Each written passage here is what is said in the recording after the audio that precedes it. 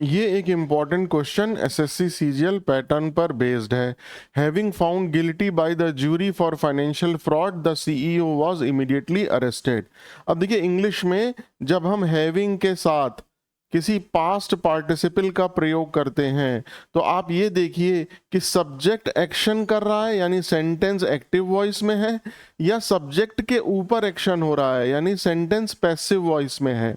अगर सब्जेक्ट खुद एक्शन कर रहा है यानी सेंटेंस एक्टिव वॉइस में है तो हैविंग के डायरेक्टली बाद हम पास्ट पार्टिसिपल यानी वर्ब की थर्ड फॉर्म का प्रयोग करते हैं।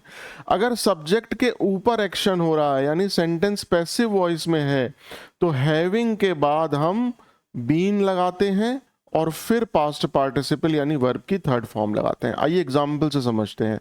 Having awarded the gold medal in the college he secured placements in many companies.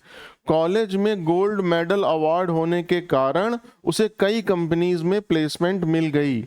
अब उसने गोल्ड मेडल अवार्ड किया या उसे गोल्ड मेडल अवार्ड मिला? उसे गोल्ड मेडल अवार्ड मिला, यानी कि सब्जेक्ट के ऊपर एक्शन हुआ, यानी कि बात हम पैसिव वॉइस की कर रहे हैं। इसलिए अपने रूल के अनुसार हैविंग और वर्ब की थर्ड फॉर्म के बीच में बीन आएगा, यानी हैविंग और अवॉर्डेड के बीच में बीन आएगा। Having been awarded the gold medal, अब सही है। आइए अपने क्वेश्चन पे आते हैं। Having found guilty by the jury for financial fraud. Jury द्वारा फाइनेंशियल फ्रॉड में गिल्टी पाए जाने के कारण, दोषी पाए जाने के कारण, तो उसने दूसरों को दोषी पाया या उसे दोषी पाया गया? उसे दोषी पाया गया, यानी सब्जेक्ट के ऊपर एक्शन हो रहा है यानी पैसिव वॉइस। तो हैविंग और वर्ब की थर्ड फॉर्म के बीच में क्या आएगा?